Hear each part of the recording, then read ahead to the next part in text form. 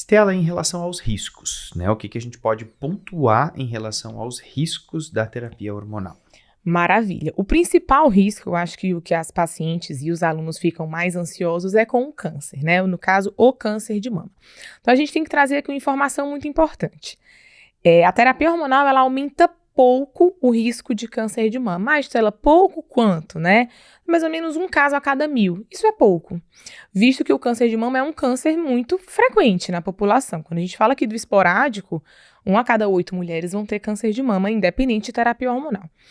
E outro dado é importante da gente discutir aqui também, que existem outros fatores de risco que são mais relevantes para o aumento do risco de câncer de mama do que a própria terapia hormonal, como, por exemplo, a obesidade, o sedentarismo, tabagismo, consumo de álcool, impacta muito mais no risco de câncer de mama do que a própria terapia hormonal em si. Então, talvez a questão da mama seja a que a gente tem ali um cuidado, a gente precisa conversar com a paciente, fazer ela entender que história familiar não é contraindicação, né? Vai ser história pessoal. Então, foi até questão da prova do Tego, eles colocaram lá, a paciente tinha a avó que tinha câncer de mama, enfim, para tentar pegar os alunos como história familiar sendo importante, mas é a história pessoal que a gente vai levar em consideração. E tudo na medicina é o risco-benefício. Eu acabei de falar o tanto de benefício. Então, a gente vai pesar o risco que essa mulher tem de ter algum evento adverso com o benefício da terapêutica. O nosso segundo medo é a trombose. Mas lembrando que os alunos confundem muito isso. Os alunos acham que o risco da terapia hormonal de trombose é o mesmo do anticoncepcional. Não é.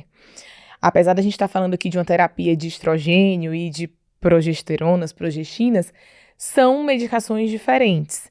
Anticoncepcional, a gente tem a maioria com etinil estradiol, é uma outra molécula, alguns com estradiol também, mas a gente tem uma dose diferente, uma composição diferente. Na terapia hormonal, todas as composições têm o estradiol, a gente vai falar sobre isso, mas também já, numa dose mais baixa.